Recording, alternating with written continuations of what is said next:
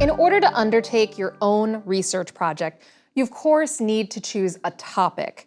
But a topic alone won't get you very far. What you really need to develop is a research question. To help you see what I mean, I'm going to give you a writing assignment. I want you to write an essay on your favorite hobby. Your entire grade in this course, did I mention that this course is now graded? Will be based on this essay. Go. Okay, I'm kidding. But how long would it take you to come up with a hobby to write about? For some of you, you might have thought of something instantly. For others, it might have been more of a struggle. Between work, family, and other obligations, we might not have much time for hobbies these days. For those of you with time for lots of hobbies, the difficulty might not be in thinking of one, but picking one amongst many interests.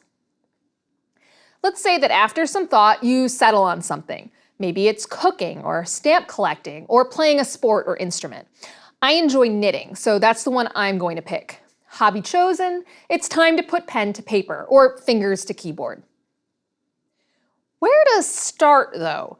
I have to write an essay, but our frustrating instructor, me, has given no real instructions. What exactly am I supposed to say about my hobby? Am I supposed to write about the benefits of knitting? My favorite projects? Why knitting is my favorite of all my hobbies? Or should I write about the history of knitting? Either how I got started or about how knitting shifted from a household must to a hobby.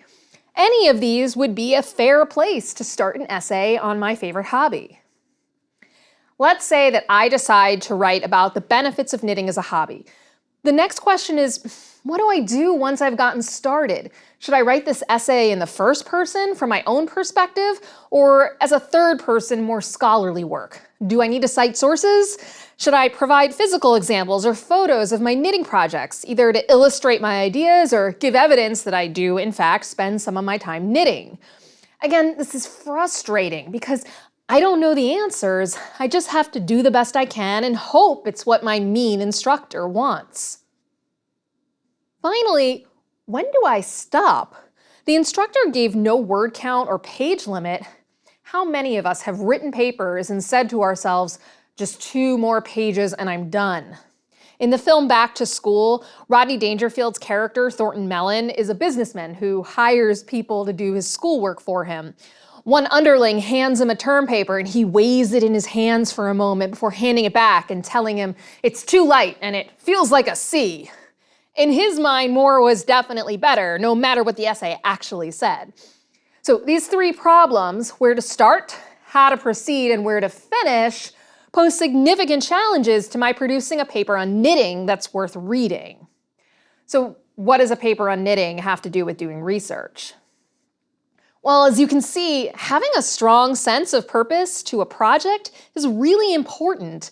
It's not enough to choose a topic, in my case knitting, and just start writing. There's so many directions that I could take such a topic. I have no focus for my research or my writing.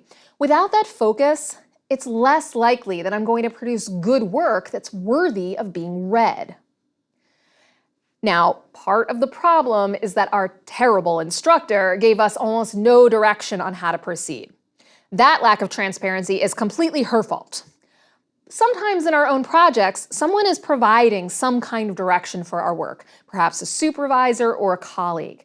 But frequently, our projects are self-generated. We study something because a topic fascinates us, or because our livelihood depends on us writing something. So the question then becomes, how do we get started? And how can we be sure that once started, we will be able to produce something worth reading? Most research starts with a topic, but the key point of this lesson is that while starting with a topic is fine, you shouldn't end with a topic. Ultimately, you need to come up with a question, and one that's worth answering. So let's return to our knitting example to explore why. Imagine our instructor asked us to write a paper answering this question. What is the history of how your favorite hobby became a hobby? Note how this immediately changes the focus of the essay. This essay isn't about my personal experience with knitting, why I like it, or even how I came to be a knitter. Instead, I'm supposed to write about the history of knitting. Think about how this immediately changes the focus of my essay. I now have a good idea of where to start. I need to look into the historical origins of knitting and its transition from being a necessity to produce clothing into an optional hobby. That might require me to talk about changes in the garment industry and the mass production of cheap cloth and clothing. This gives me direction for my essay. I also know this shouldn't be a first-person essay about my experience, and I'll probably need to cite many sources as I report back on this currently unknown history.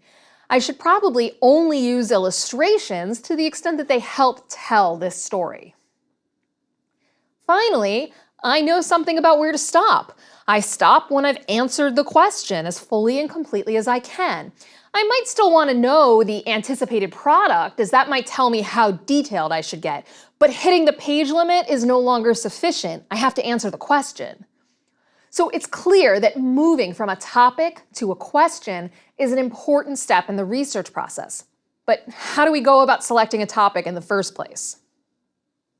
Sometimes that topic is chosen for you. You might have been asked by a supervisor to evaluate a particular program. Colleagues may have brought you in on their project, or a client may ask for assistance in solving a problem. If that's the case, great. But what if you need to do research and produce a paper, presentation, talk, or poster?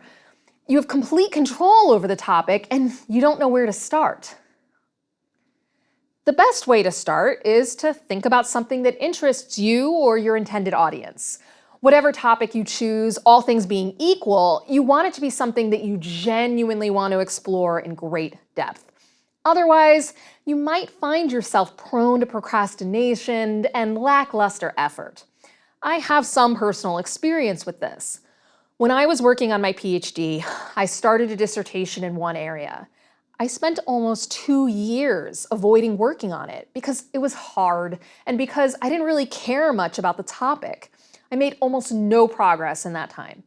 I then switched topics to studying something that I was very interested in. Within 2 years, I not only had made progress, but I actually finished my dissertation and earned my PhD. So take it from me and pick something that you find really interesting. If nothing comes to mind immediately, try a quick exercise. Take out a piece of paper and make 2 columns. The first column is topics I know a lot about, and the second one is topics I'd like to learn more about. Write down as many as you can think of in both columns. Consider conversations you've had with friends or colleagues, what you studied in school, books you like to read, interesting events during a recent people-watching session, or news stories or articles that you gravitate toward when you read or watch the news. Be as broad or as narrow as you like. Write down anything that comes to mind. This is a brainstorming session, so don't censor yourself right now. Once you've done this, see if there are any natural connections here. You might see 2 topics that you know a lot about, but you've never explored their connections before. For example, 2 topics I know a lot about are theories of international relations and the television show Survivor. Synthesizing those 2 might give me a great research project. There's actually a lot of IR theory that's relevant to that show. You might see something in the second column worth studying in its own right. Or you might find that considering 2 topics there, or one from each column, sparks some kind of interest.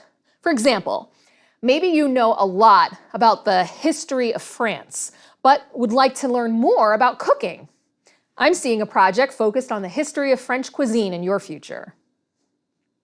If you're still having trouble finding something, look to recent research in your field. Skim through the table of contents in academic journals, a conference program, or the recent publication list of some publishers. See what kinds of topics are pursued by recent authors, and note down which ones sound the most interesting to you. If you really find yourself struggling to find a general topic, you might want to jump straight to a research question, as you might actually find that easier. Coming up with a question is our next step anyway, so now let's turn to those and consider the characteristics of good research questions. Now, before we start, a caveat. Keep in mind that what constitutes a good research question can really depend on your discipline and field. Many projects, such as our knitting example, call for describing historical events in detail. In other projects, however, you might want to focus on a description of events or causes and explanations. In such a case, your question shouldn't ask what happened, but why did that happen? I might, for example, want to ask what factors caused the transition of knitting from household necessity to hobby. In the course of answering such a question, I'll need to describe those past events, but only in service of the claims that I am making about the causes. Or your research might be more applied, in which case your research question could be something like, what are the strongest solutions to this problem that I have identified? Here, describing the problem is important to understanding all of its dimensions, but by itself, the description is insufficient. You're going to need to gather data, research existing solutions, and perhaps conduct experiments to design your own. Here are some general guidelines for coming up with good research questions. While the specifics may vary from one field to another, they tend to have three main characteristics. These are: questions are unanswered, appropriate in scope, and empirical. First, good research questions are unanswered. Remember that research, whether it's scientific, historical, journalistic, or something else, aims at producing new, original knowledge or answers.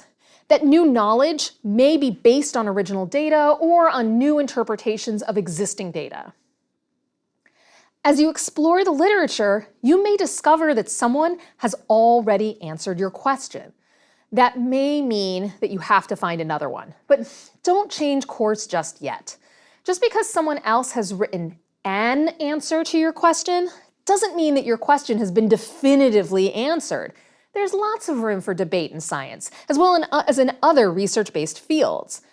Take a deep breath, read the other researchers' work, and evaluate it. You may find that you disagree with their assumptions or conclusions, or that their explanation makes some logical missteps. Maybe their answer applies in some cases, but not yours. All this means is that your area of interest is further along in the research process than you thought, and your incremental contribution just starts a bit further down the line. The idea that good research questions should be unanswered is actually twofold. First, it means that your question should be about something that doesn't have an easy factual answer. So your question shouldn't be about trivial things. If you can find a definitive answer in a quick internet search, this isn't a great research question. If that's the case, then find a relevant article or report and send the link to whoever was interested in the topic. Project completed.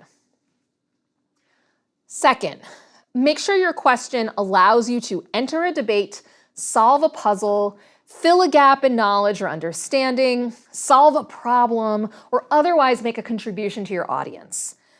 The best way to do this is by doing a literature review, which we'll cover in a future lesson. Basically, this means you need to read through what other scholars have already written on the subject so you can figure out where your ideas can fit in. Let's look at an example. Say you're interested in global warming or climate change as a topic. One question you might have is global warming real? Given the research that has already been done on the subject, that's not a great question to explore unless you already have expertise in the field.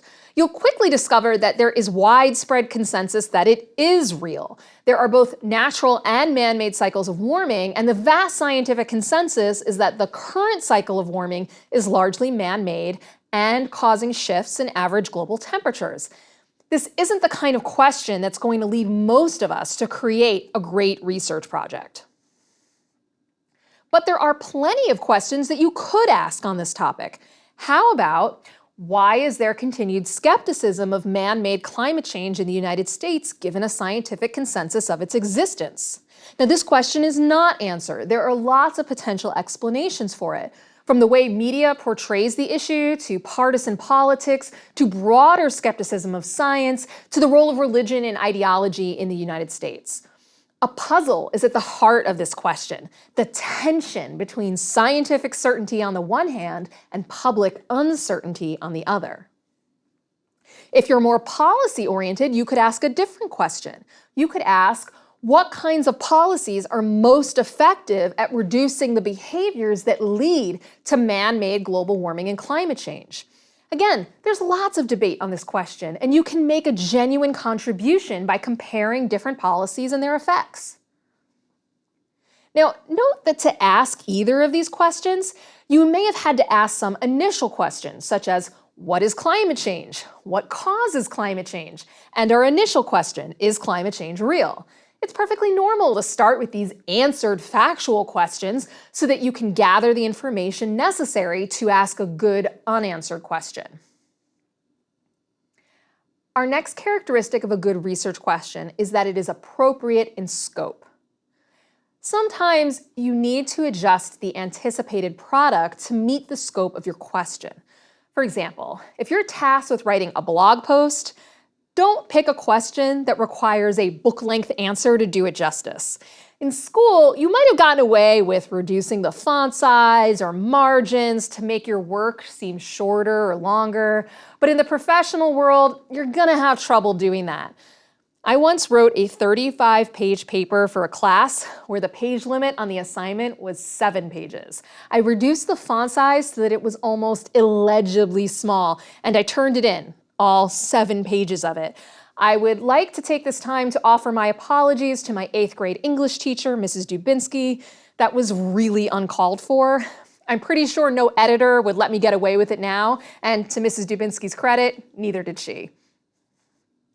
At the same time, sometimes one research paper becomes 2, or program-wide evaluation spurs into individual evaluations that are narrower in scope. A single idea may turn into an entire research agenda. If that happens to you, just make sure that changing the ultimate product is fine with the editor, client, supervisor, or whoever else might be expecting it. It may ultimately be a great thing. Some of my favorite authors have planned a single novel or a trilogy and ended up resulting in many more books. But other times, you'll have to limit your approach to the expected product. If we take our question about the most effective policies for addressing climate change as an example, that might be a book-length question. If you need a shorter report, you're going to want to narrow the scope of the question. Perhaps you'll focus on just the policies at the local level of government, or on best practices promoted by businesses, or a case study of a specific city's or business's approach. Or, as I said earlier, you might want to adjust the size of your product so you have the space to consider all aspects of your question without sacrificing necessary detail. Another aspect of scope has to do with considering your own abilities and limitations. You need to think about the kinds of data that you're going to need to answer your question. Does it exist? Do you have the time and resources to acquire it? Do you have the skills to interpret it?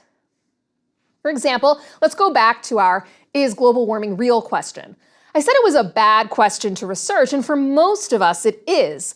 But for climatologists, the scientific experts whose general consensus I referenced earlier, this is a totally valid question. Climatologists are continually evaluating incoming data to adjust their explanations and predictions regarding climate change.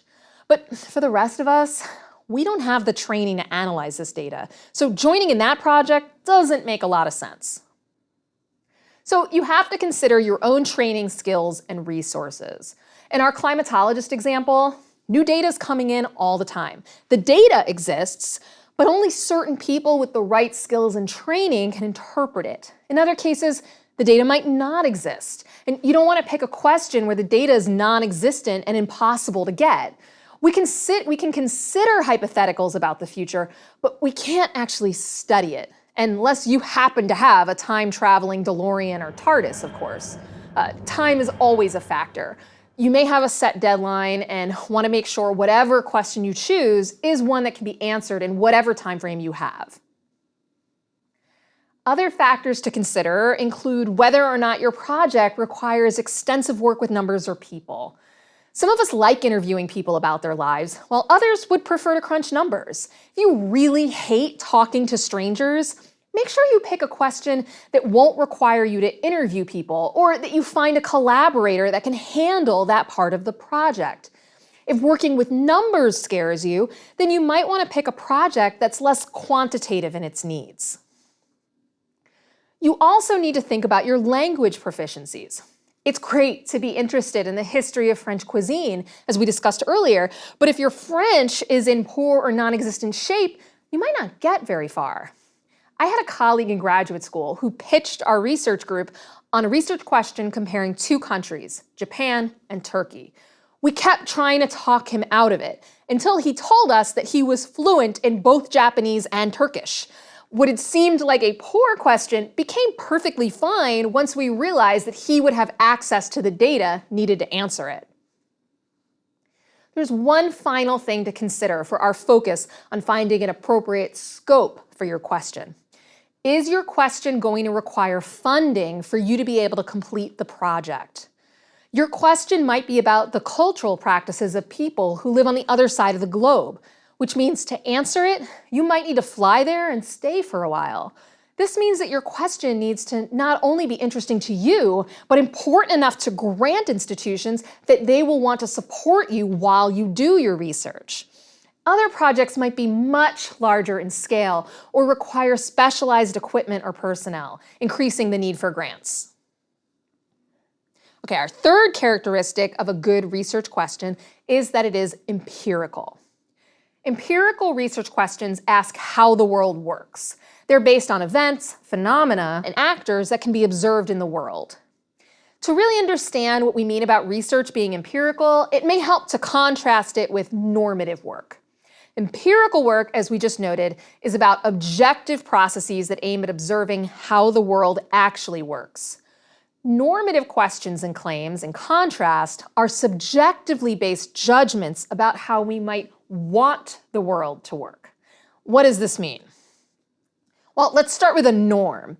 A norm is just a shared code of behavior. It's a set of usually unwritten rules that a group has for interacting. All members of the group know the rules, and they often don't even think about them, even though they regularly obey them. Does that seem hard to believe? Well, let's do a test. When you go into an elevator, where do you stand? Do you turn around to face the doors? Do you move immediately to occupy a wall or corner if someone else gets in? If you do, guess what? You're responding to norms. Imagine you go to a movie theater. It's packed. There's one seat left in the entire theater next to a young woman and her friend. You sit next to them. Seems totally normal, right? Now, imagine that the theater is entirely empty except for this woman and her friend, but you sit in the same seat. No longer normal, right? One is fine, the other a total norm violation. There are norms about everything, about behavior in bathrooms, about eating, while in a meeting, standing in lines, greeting people, and much more. Typically, these are unwritten. You either know them or you have to figure them out. You can violate them, but there may be social, if not legal, consequences for doing so. And of course, norms change by location, culture, group, and time. In the United States, you might shake someone's hand to greet them, while elsewhere you might bow or kiss them on the cheek. What you do at home may be very different from how you behave in public or amongst strangers. Norms about dating have certainly changed over time. So when we talk about normative questions, we're talking about questions that prescribe or judge behavior. By their nature, these questions are asked from a subjective standpoint, and they tend to produce subjective answers. Now, this is fine in our everyday lives. But when it comes to research, it can be a problem. If we base our findings on what we hope to be true or what we think might be good or bad, we're more likely to cherry pick information to support our own ideas and conclusions. It's also very difficult to provide evidence for a subjective statement. Let's look at two questions to get a better idea of the contrast. Question number 1, should people adopt a cat? Question number 2, what is the impact of adopting a cat on people? Question number 1 is normative. It asks about what people should do rather than about what people did do. Now, there's nothing necessarily wrong with that, but by itself, it's probably not going to lead us to a doable research project. That second question is empirical. We could create a study that would let us determine and evaluate the benefits and costs of cat adoption. And consider, answering that second empirical question will give us the tools to answer the first normative question. My project may be motivated by considering whether I should adopt a cat, but I can only answer that by doing an empirical study on the benefits and costs of adoption. None of this means that normative questions are bad. Quite the contrary. Some fields, such as ethics, focus primarily on normative questions. But in terms of using the scientific method, we can't focus solely on normative questions because we need to make observations about the world. In other words, engage in empirical work to get data. But normative questions are often essential to motivating our work. Let me explain. Consider these normative questions. Should our city fund a new public transportation project? Should our company change its management practices? Should our country invade another country? Should we adopt this new program in our community? All of these are important normative questions that ask about potential policy changes or actions. You can see how asking them might motivate you to learn more about that subject. But consider, to really answer these questions, you have to ask empirical questions too. So, should we fund a new public transportation project? Well, to answer that, you need to know about the finances of your institution, the costs of such a project, the benefits, the challenges, the history of past efforts at creating local public transportation, and the experience of other cities. That requires getting data about the world, and only after all of this empirical research can you answer the normative question. You're only going to change your management practices if you have empirical data about why your current ones aren't as effective as some potential new ones. And hopefully, decisions about invasions are going to be based on empirical data. One final note on this. Your research interests may be about the future, how a policy may play out over the next 10 or 20 years, or other kinds of predictions. Plenty of research projects aim ultimately at making predictions about the future, and that is fine. But to do that, we usually need to understand the world of the past and present. In other words, we need to do empirical work that allows us to make those predictions. So, ask your normative questions. They motivate our work, they help us develop recommendations for action, but then move quickly to the empirical question that will allow us to effectively answer the normative question. That is essential to solid scientific research. All right, we have 3 characteristics of good research questions. Let's close out today's lesson by discussing some tips on how to write one. Tip number 1. Start your question with the 5 W's and H. Who, what, where, when, why, and how. Who, where, and when tend to be more sparsely used, as these might lead you to ask previously answered or trivial questions. But for descriptive, comparative, action, or evaluative research, these can work just fine. Ask, who are the people most harmed by this policy? Why and how are the best for asking questions about causes and outcomes? What is a great starter for questions about policy, practice, and scope? Examples of question starters might be, what are the most effective? Or under what conditions does X affect Y? Or what kind of policy might solve X problem? Tip number 2, try to avoid yes/no questions. The key to all of these question starters is that they're hard to answer with a simple yes or no. Yes/no questions are fine in some situations, but they can lead us down the path of trivial answers. Typically, once we know that an answer is yes or no, we immediately want to know why. So instead of asking, is a carbon tax the most effective policy for addressing climate change? You could ask, what is the most effective policy for addressing climate change? Then, no matter what the answer is, you'll have something interesting to say. This also helps you avoid ethical issues about wanting to try to prove a particular answer correct. Tip number 3, don't make assumptions about the answer. When we get to writing hypotheses, you'll make your best guess about a possible answer to your question. For now, avoid writing a question that presumes a specific answer. For example, you could ask, why are eggs a healthier breakfast option than cereal? But that presumes that eggs are healthier. Depending on what we mean by healthier, that may or may not be true. Instead, you could ask, what is the healthiest breakfast food option? Eggs might be the answer, but you're not presuming that from the start. Tip number 4, don't complicate things unnecessarily. Your question might be, is my program meeting its outcomes? Or what are the causes of this phenomenon? You might revise this later to be more specific, but you don't have to write the perfect question from the outset. Do the best you can, but get something down on paper so you can start doing a literature review. You'll have plenty of opportunities to revise your question as you learn more. And remember, it's better to answer a narrow question well than a large question poorly. Think of it like doing a jigsaw puzzle. You need to keep that big picture in mind, but ultimately, it comes down to finding 2 pieces that fit together and moving on from there. It's only as you build it section by section that that larger picture will show itself. Tip number 5, use the literature. The scholarly literature on a topic is a great resource. A lot of scholarly works will end with the authors suggesting questions for future research. You can look to those for ideas on what your questions should be. Journalists, policymakers, entrepreneurs, their work may also inspire you. As you prepare to do your own research, you'll want to consult scholarly literature for another reason as well, to find out what others have already learned. We'll focus on that in our next lecture on literature reviews.